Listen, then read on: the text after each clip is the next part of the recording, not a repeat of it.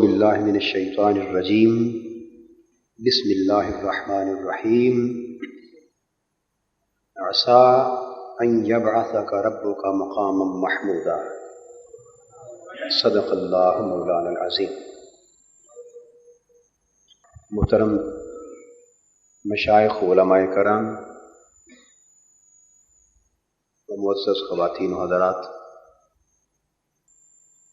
آپ کو یاد ہوگا کہ پچھلے جمعۃ المبارک سے پہلے جو خطاب ہوا وہ غالباً معراج النبی صلی اللہ علیہ وآلہ وسلم کی مناسبت سے تھا، اور معراج النبی صلی اللہ تعالی علیہ وآلہ وسلم کی مناسبت سے اس خطاب میں نے جس پہلو پہ روشنی ڈالی تھی وہ تھا معراج النبی صلی اللہ علیہ وآلہ وسلم اور حضور علیہ الصلوۃ والسلام کا مقام شفاعت، اور وہ سلسلہ گفتگو ہم نے ختم یہاں کیا تھا کہ شب معراج اللہ جل مجدہ اور حضور علیہ الصلوۃ والسلام کے مابین جو مکالمہ ہوا اور تحائف کا جو ایکسچینج ہوا، تبادلہ، السلام علیک ایھا النبی ورحمۃ اللہ وبرکاتہ، اور حضور علیہ الصلوۃ والسلام کا جواباً عرض کرنا السلام علینا وعلی عباد اللہ الصالحین۔ اس کا خلاصہ میں آخری حصہ گفتگو عرض کر رہا ہوں تاکہ آج کی گفتگو سے اسے ملایا جا سکے۔ عرفان القرآن موبائل ایپلیکیشن میں قرآن مجید کو اردو، انگلش اور نارویجن زبانوں میں ترجمہ کے ساتھ پڑھنے، تلاش کرنے، سننے، بک مارکس بنانے، نوٹس لکھنے، کاپی کرنے اور شیئر کرنے جیسی سہولیات مہیا کی گئی ہیں۔ معروف قراء کی آواز میں تلاوت قرآن مجید اور مشہور صداکار تسلیم احمد صابری کی آواز میں ترجمہ سننے کی سہولت بھی ہے۔ یہ موبائل ایپ ایپل اور اینڈرائیڈ دونوں پلیٹ فارمز پر دستیاب ہے۔ اس کا خلاصہ یہ عرض کیا تھا کہ باری تعالیٰ نیکوکار تیرے ہیں اور گناہگار میرے۔ یہ حضور علیہ الصلوۃ والسلام کے مقام شفاعت کا نقطہ عروج ہے کہ سب گناہگاروں کو اپنے کھاتے میں ڈال لیں کہ ان کی بخشش کے لیے میں شفاعت کا حق استعمال کروں گا، اور جو نیکوکار ہیں وہ تیرے، اس لیے کہ ان کی بخشش کا تو پہلے ہی وعدہ فرما چکا ہے۔ اس کے لیے میں نے عرض کیا تھا کہ اگلے خطاب میں احادیث طیبہ کی اور احادیث شفاعت کی روشنی میں ہم اس تصور کو واضح کریں گے کہ واقعتاً گناہگار حضور کے ہیں صلی اللہ علیہ وسلم۔ یہ پہلو رجا کا پہلو ہے، امید کا پہلو اور غلبہ رحمت کا پہلو۔ ایسی احادیث مبارکہ کا بیان اور ایسے مضمون کا بیان اس لیے نہیں ہوتا کہ معاذ اللہ اللہ کے خوف سے ہم بے نیاز ہو جائیں، یا آخرت کا خوف اور جہنم اور دوزخ کے عذاب کا تصور نظروں سے اوجھل ہو جائے اور بے دھڑک ہو کر اللہ کی نافرمانی کی معاذ اللہ جرأت کرنے لگے۔ مقصد یہ نہیں ہوتا، بلکہ ہمارے پیش نظر ایسی احادیث اور ایسے مضامین کے بیان کا مقصد اللہ اور اس کے رسول کی رحمتوں کو بیان کرنا ہے تاکہ اس سے حیا پیدا ہو کہ اللہ اور اس کے رسول صلی اللہ علیہ وآلہ وسلم کا کرم اگر اس حد تک ہمارے اوپر ہے تو ہمیں بھی چاہیے کہ کچھ تو اس کرم کا حیا کریں، کچھ تو اس احسان کا بدلہ چکانے کی کوشش کریں، اور کچھ تو پاسداری ہو ہمیں حضور علیہ السلام کی اس عنایت کی، تاکہ ہم بھی آقا کی بارگاہ میں چہرہ دکھانے کے قابل ہو سکیں۔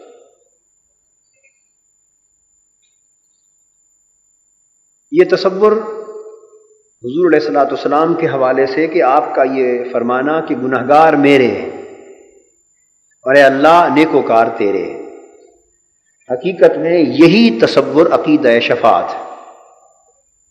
یاد رکھیں، یہی تصور حقیقت میں عقیدہ شفاعت ہے۔ اب اس کے لیے حضرت ابو موسیٰ اشعری رضی اللہ تعالیٰ عنہ سے روایت ہونے والی ایک حدیث میں عرض کر رہا ہوں۔ آپ سے مروی ہے کہ حضور علیہ الصلوۃ والسلام نے فرمایا، خیرت بین ان یدخل نصف امت الجنہ وبین الشفاعہ فاخترت الشفاعہ۔ حضور علیہ الصلوۃ والسلام فرماتے ہیں کہ مجھے اختیار دیا گیا اس بات کا کہ میں دو چیزوں میں سے جو ایک چیز چاہوں منتخب کر لوں۔ اللہ پاک نے مجھے اختیار دیا، اور کئی معاملات میں اللہ تعالیٰ اپنے برگزیدہ انبیاء کو ایسے اختیار عطا فرماتا ہے کہ اے میرے محبوب، اے میرے مقبول بندے، یہ دو باتیں تمہارے اختیار پہ چھوڑتا ہوں، جو چاہو منتخب کر لو۔ یہ اللہ کی بارگاہ میں ان کے اجتباء اور استفاء کا مقام ہوتا ہے۔ اللہ کے منتخب محبوب اور مقرب بندوں کا یہ حال ہوتا ہے۔ اور انبیاء علیہ السلام کی شان مجتبائیت اور شان مصطفیت تو پھر بہت ہی بلند ہوتی، پھر حضور علیہ الصلوۃ والسلام کی شانوں کا تو حال ہی کیا ہے کہ وہاں تو ساری مجتبائیتیں اور ساری مصطفیتیں حضور کی ذات میں جا کر مجتمع ہو جاتی۔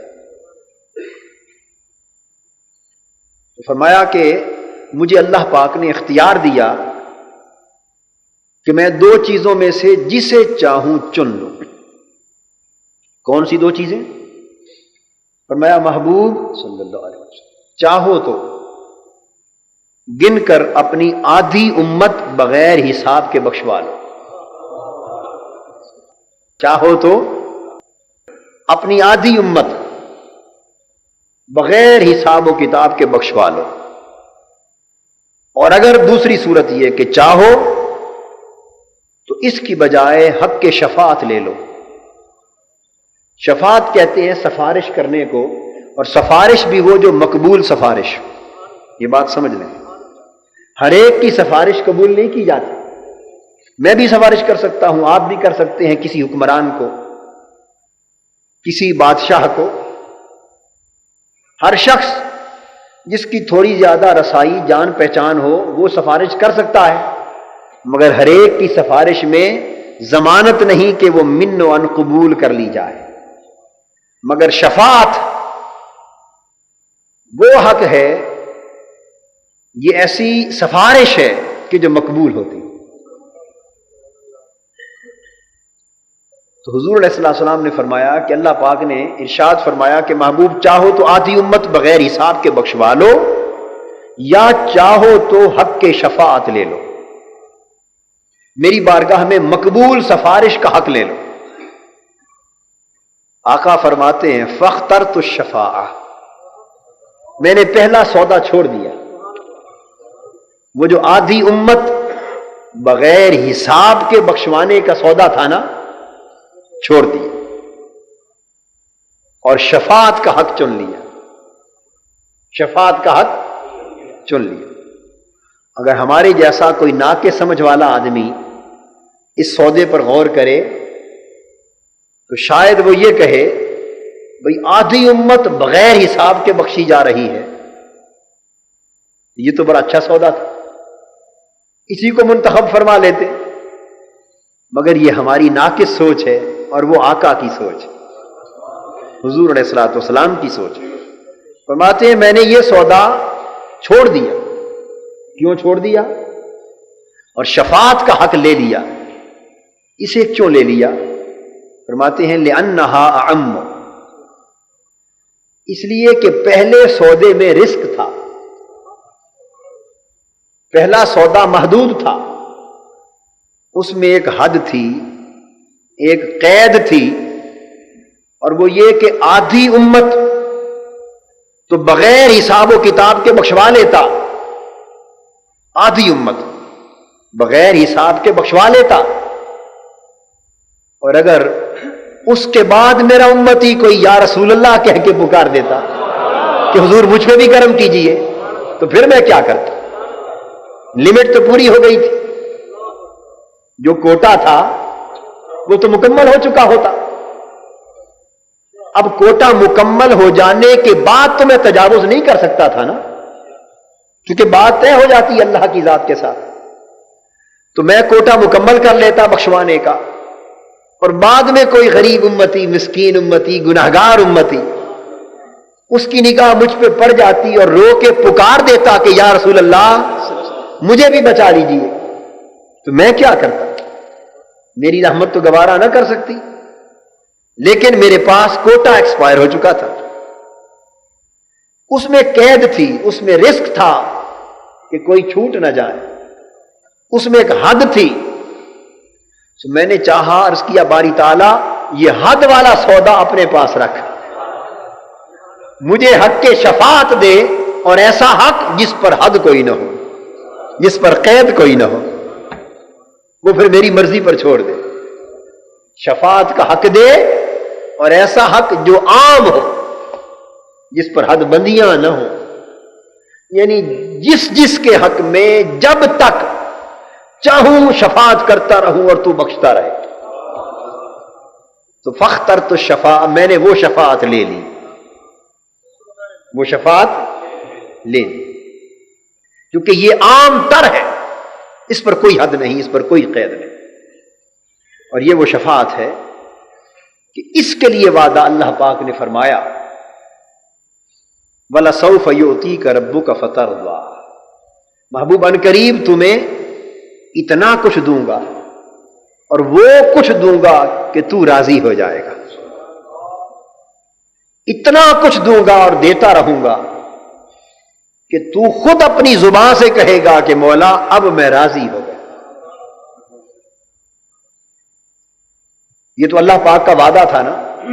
اب حضور علیہ الصلوۃ والسلام نے اس وعدہ الہی کا مفہوم بھی واضح کروا دیا، یعنی جس طرح بات کوئی پکی کر لیتا ہے نا، پکی بات کر لی، کیا امت کو بتایا کہ اللہ نے یہ جو وعدہ مجھ سے کیا ہے کہ اتنا کچھ دوں گا کہ تم راضی ہو جاؤ گے، بات دل میں نہیں رکھی، امت کی ڈھارس بندھوانے کے لیے، حوصلہ دینے کے لیے اعلان کر دیا، اور فرمایا امتیو تم کسی مخمصے میں مبتلا نہ رہنا کہ خدا جانے میں کب راضی ہو جاؤں اور کچھ رہ نہ جائے۔ فرمایا مجھے اللہ کی عزت کی قسم اگر ایک امتی بھی دوزخ میں رہ گیا تو راضی نہیں ہوں گا۔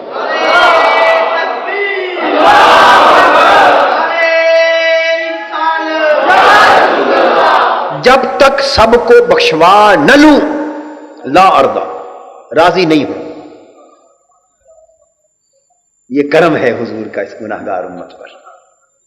اور اللہ پاک نے جو فرمایا عسیٰ ان یبعثک ربک مقاما محمودا، میرے محبوب یقیناً تیرا رب تمہیں قیامت کے دن ایک ایسے مقام پر کھڑا فرمانے والا ہے، ایک ایسے مقام پر فائز فرمانے والا ہے جو مقام محمود ہے۔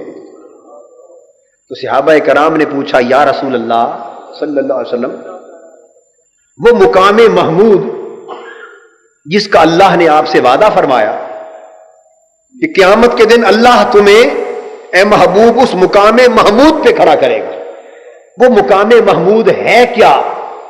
آپ نے فرمایا وہ مقام محمود میرا مقام شفاعت ہے، وہ امت کی بخشش کی سفارش کا مقام ہے، اور وہ کرسی مقام محمود کی اللہ کے عرش کے داہنے طرف رکھی ہے، اللہ کے عرش کے داہنے طرف وہ مقام محمود ہے۔ میرا رب مجھ سے پوچھتا جائے گا محبوب اور بتا، اور بتا، میں بتاتا جاؤں گا، اور بات اس وقت ختم ہوگی جب ساری امت کی بخشش ہو جائے گی۔ یہ مقام محمود ہے۔ تو فرمایا لِأَنَّهَا أَعَمُّ، میں نے شفاعت کا حق مانگ لیا اور آدھی امت کے بخشوانے کا حق چھوڑ دیا، اور یہ اس لیے مانگا کہ یہ عام ہے، اس پر کوئی قید نہ تھی، کوئی قدغن نہ تھی، کوئی پابندی نہ تھی، یہ میری مرضی پر چھوڑ دیا گیا تھا۔ اب آ جائیے وہ بات جو میں نے عرض کی کہ گناہگار میرے اور نیکوکار تیرے، اب اس کا بیان آ رہا ہے۔ جب حضور علیہ الصلوۃ والسلام یہ بیان فرما چکے اب سوال کرتے ہیں صحابہ سے اسی حدیث میں، صحابہ کرام سے خود سوال کرتے ہیں اور خود ہی جواب دیتے ہیں، اور سوالن فرماتے ہیں اترونہا للمتقین، میرے صحابیوں یہ جو شفاعت کا حق میں نے لے لیا، کیا تمہارا یہ خیال ہے کہ یہ نیکوکاروں کے لیے لیا ہے؟ قربان جائے آقا آپ کی شفقت، صحابہ سے پوچھ رہے اترونہا للمتقین، کیا تم یہ خیال کرتے ہو کہ نیکوکاروں کے لیے لیا؟ ولکنھا للمذنبین الخطائین، نہیں نیکوکاروں وہ تو رب کے وعدے سے بخشے جائیں گے، میں نے شفاعت اپنے گنہگاروں کے لیے لی ہے، اپنے خطاکاروں کے لیے لی۔ ولکنھا للمذنبین الخطائین، نہیں میں نے جو حق شفاعت لیا ہے یہ اپنے گنہگاروں کے لیے لیا اور خطاکاروں کے لیے لیا۔ اب وہ جو بات میں نے جہاں سے شروع کی، اس حدیث کا عین ترجمہ نکل آیا یہ نہیں کہ میرے اللہ نیکوکار تیرے اور گنہگار میرے، اللہ اور محبوب آپس میں بانٹ رہے ہیں، مخلوق کو بانٹ رہے ہیں، تقسیم کر رہے ہیں، بیٹھے ہوئے آپس میں دو مل بیٹھتے ہیں نا، کوئی مال ہو تقسیم کرتے ہیں، بھئی یہ تیرا یہ میرا، یہ تیرا یہ میرا، یہ اچھا مال ہے یہ تیرا، یہ کھرا مال ہے تیرا، یہ کھوٹا مال ہے میرا، یہ کھرا ہے اسے تو اپنے وعدے سے بخش دینا، بھئی کھروں کو بخشنے کا تو اللہ تیرا وعدہ ہے نا، ہے یہ نہیں؟ اول سے آخر تک پورے قرآن کو پڑھ لیجئے، یہ سارے قرآن کے وعدے ہی کھروں کے لیے ہیں کہ جو کھرے ہیں ان کو معاف کر دوں گا، جو کھرے ہیں انہیں جنت دوں گا، جو نیکوکار ہیں ان کے نیچے جنت کی نہریں رواں ہوگی، نیکوکاروں کے لیے محلات ہوں گے، نیکوکاروں کے لیے حوریں ہوں گی، نیکوکاروں کے لیے جنت کی نعمتیں ہوں گی۔ تو سارا قرآن اللہ کے نیکوکاروں کے وعدوں کے لیے بھرا ہوا، اور ساتھ ہی ساتھ یہ ہے کہ جو کھوٹے ہیں ان کو مزہ چکھاؤں، جو کھوٹے ہیں وہ سزا پائیں گے۔ اب تقسیم کرتے ہوئے حضور فرماتے ہیں ٹھیک ہے مولا، نیکوکاروں کی بخشش کا تو وعدہ کر چکا، وہ تو لے جا، کھوٹے میں اپنے دامن میں چھپا لیتا ہوں، ان گنہگاروں کو اپنے دامن میں چھپا لیتا ہوں، اور تیرا وعدہ بھی ہے مقام محمود کا، مجھے راضی کرنے کا۔ تو قیامت کا جو دن ہے، حقیقت میں قیامت کا دن وہ اللہ کے وعدے اور حضور کی شفاعت کے نظارے کا دن ہے۔ قیامت ہے ہی اس لیے کہ عدل اور فضل کے نظارے دکھائے جائیں، عدل اور فضل کے نظارے دکھائے جائیں، قیامت اس لیے۔ تو فرمایا کہ شفاعت کا حق میں نے گنہگاروں اور خطاکاروں کے لیے لیا۔ اب ایک اور مقام پر حضور علیہ الصلوۃ والسلام نے ارشاد فرمایا، حدیث پاک میں آقا فرماتے ہیں کہ قیامت کا دن ہوگا، یوضع للانبیاء منابر یجلسون علیہا ویبقى منبری لا اجلس علیہ قائم بین یدی ربی منتصبا۔ یہ قیامت کے دن انبیاء علیہ السلام کے لیے ممبر بچھا دیے جائیں گے، سٹیج لگ جائیں گے، ممبر اور کرسیاں بچھ جائیں گی، اور ہر نشست پر لکھا ہوگا یہ حضرت آدم کی کرسی ہے، یہ حضرت نوح کا ممبر ہے، یہ حضرت ابراہیم کا ممبر ہے۔ مہمانان خصوصی کے لیے ممبر لگتے ہیں یا عوام کے لیے لگتے ہیں؟ بولیے بھائی، آپ جلسے کرتے ہیں، ہزارہا لوگ شریک ہوتے ہیں، سامعین، حاضرین، مگر کبھی ان کے لیے بھی نشستوں پر چیٹیں لگی؟ ان کے لیے ممبر بچھتے ہیں؟ ممبر ان کے لیے بچھتے ہیں جو وکھرے لوگ ہوتے ہیں، مہمانان خصوصی ہوتے ہیں۔ اس کا مطلب یہ ہوا کہ قیامت کے دن اللہ کے محبوب نبیوں اور عام بندوں کا معاملہ ایک جیسا نہیں ہوگا، عاموں اور خاصوں کا معاملہ ایک جیسا نہیں ہوگا۔ کچھ وہ ہوں گے جو نفسا نفسی پکار رہے ہوں گے، کچھ وہ ہوں گے جن کو لیے ممبر بچھائے جا رہے ہوں گے۔ یہ فرق ہو گیا نا جی، فرق ہو گیا۔ تو انبیاء کے لیے ممبر بچھا دیے جائیں گے۔ تو جلسہ قیامت کے وہ مہمانان خصوصی ہوں گے، جلسہ قیامت کے وہ مہمانان خصوصی ہوں گے اور حضور اس جلسے کے صدر ہوں گے. آقا اس جلسے قیامت کے دن صدر ہوں گے اور اللہ اس کا میزبان ہوگا. اللہ اس جلسے کا وہ تو مالک ہے نا بھئی. مالک خود تو صدر نہیں بن بیٹھتا نا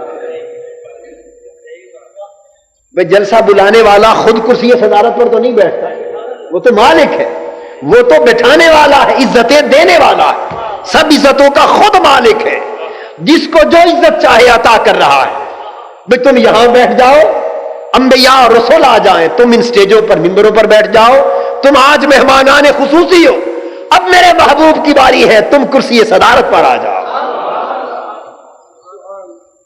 یہ اللہ کی شانیں ہیں. وہ میزبان ہے قیامت کے دن کا, مالک. وہ تعز من تشاء وتذل من تشاء بیدک الخیر قل اللہم تؤتی الملک من تشاء وتنزع الملک ممن تشاء. اللہ مالک جس کو چاہتا ہے طاقتیں حکومتیں دے دیتا ہے, اور دینے سے اس کے ہاں کمی واقع.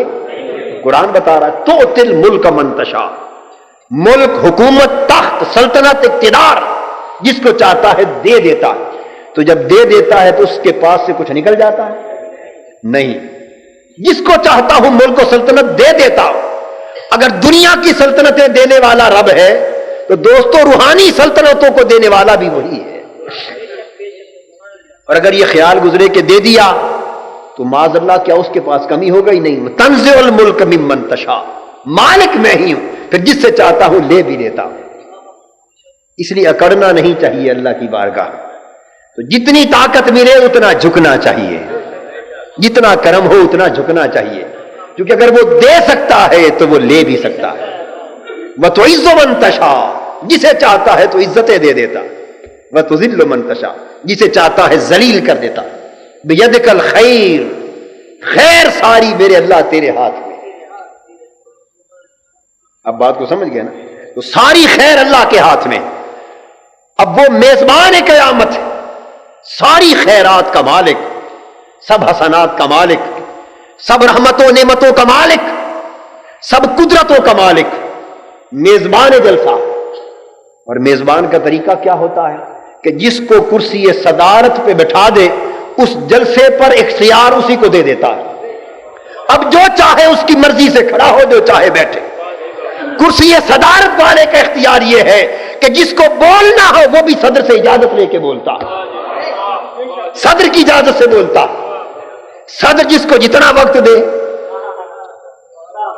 صدر جس کو بٹھا دے, جس کو کھڑا کر دے, جس کو آنے دے, جس کو نکال دے, ہر شے کا مالک. تؤتی الملک من تشاء, میزبان وہی ہے, مالک وہی رب ہے. مگر جلسہ قیامت کا صدر جب مصطفیٰ کو بنا دیا تو قیامت کے حوال مصطفیٰ کے ہاتھ میں تھما دیے, سب تھما دیا. محبوب یہ ساری بیدک الخیر, جو خیر کی کنجیاں میرے ہاتھ میں تھی, میرے تو دینے سے کچھ نکلتا نہیں اور لینے سے کچھ بڑھتا نہیں. میں تو مالک حقیقی ہوں. آج جلسہ قیامت کا تو صدر ہے, یہ کنجیاں تھام تیرے ہاتھ میں ہے, تھام کنجیاں تیرے ہاتھ میں. یہ ساری کنجیاں خیرات و حسنات کی, رحمتوں کی, برکتوں کی, نعمتوں کی, سعادتوں کی, جنتوں کے دروازوں کی سب کنجیاں تیرے ہاتھ میں ہے. تو جلسہ کے صدر ہے محبوب, کیونکہ میرا کام دینا ہے اور دینے سے کچھ نکلتا نہیں, اور لے لیتا ہوں تو کچھ بڑھتا نہیں.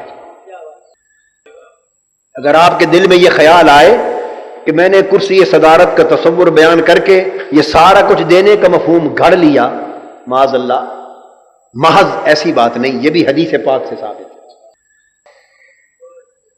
کسی مسئلے پر قرآن اور حدیث کی نص بیان کرنے کا موقع وقت کی کمی کی وجہ سے اگر نہ ملے تو اس کا مطلب کبھی یہ نہیں ہوتا کہ یوں ہی ذوق کی تحت بات کر دی ہے اور جولانی طبع میں بات کر دی ہے اور اس پر قرآن و حدیث کی سند موجود نہیں. نہیں, اللہ کا شکر ہے, حضور کے نالین پاک کا صدقہ ہے.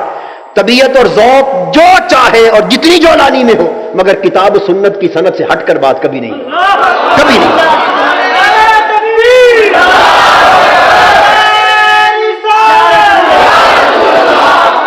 کہ اللہ پاک فرمائیں گے محبوب آج میں جو اس جلسہ قیامت کا میزبان و مالک ہوں، تجھے کرسی صدارت پہ بٹھا کے مقام محمودہ کا ترجمہ کرسی صدارت کر رہا ہوں۔ عسیٰ ان یبعثک ربک مقاما محمودا، قیامت کے دن محبوب تجھے مقام محمود پر یعنی کرسی صدارت پر بٹھایا جائے گا۔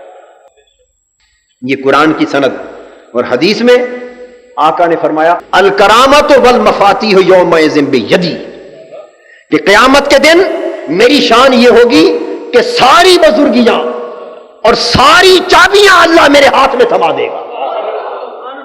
الکرامت والمفاتیح یومئذ بیدی، سب چابیاں میرے ہاتھ میں تھما دے گا۔ محبوب کہے گا میرا اللہ میرے محبوب یہ چابیاں ہیں سب جنتوں کے دروازوں کی، دروازے بند ہیں، تالے لگے، بواب کھڑے ہیں، چابیاں تیرے ہاتھ میں ہیں، جو دروازہ کھول جسے چاہے داخل کر دے، مالک۔ اب اعلیٰ حضرت کا وہ شعر سمجھیے نا، میں تو مالک ہی کہوں گا کہ ہو مالک کے حبیب، میں تو مالک ہی کہوں گا کہ ہو مالک کے حبیب، یعنی محبوب و محب میں نہیں میرا تیرا، ہائے ہائے ہائے ہائے، یعنی محبوب و محب میں نہیں میرا تیرا۔ یہ میرے تیرے کے جھگڑے ہمارے ہوتے ہیں، یہ غیروں میں ہوتے ہیں کہ یہ میرا ہے یہ تیرا۔ جب محبوب و محب ہو جاتے تو محبوب و محب میں نہیں میرا تیرا۔ چابیاں تیرے ہاتھ میں ہوئی تب کیا ہوا، میرے ہاتھ میں ہوئی تب کیا ہوا، میرے پاس ہو تب بھی تو مالک ہے، تیرے پاس ہو تب بھی میں مالک ہوں۔ الکرامت والمفاتیح یومئذ بیدی، اس دن قیامت کے دن ساری بزرگیاں اور ساری چابیاں، کل کنجیاں خیر کی، وبیدک الخیر، اور ساری خیر کی چابیاں تیرے ہاتھ میں ہیں اے اللہ۔ اور اللہ کہتا ہے حضور کی شان دے کر محبوب قیامت کے دن ساری چابیاں تیرے ہاتھ میں۔ ارے ہاتھ جدا ہو تو فرق کیا جائے، اس کا دست قدرت ہے، یہی محبوب کا دست شفاعت ہے۔ ید اللہ فوق ایدیہم، ان کے ہاتھ پر میرا ہاتھ ہے۔ ہاتھ صحابہ پر حضور رکھ رہے ہیں بیعت کے لیے، اللہ فرما رہا ان کے ہاتھ پر میرا ہاتھ ہے، تو سب چابیاں مجھے تھما دی جائیں گی، تو آقا اس کرسی صدارت پر جلوہ افروز ہوں گے۔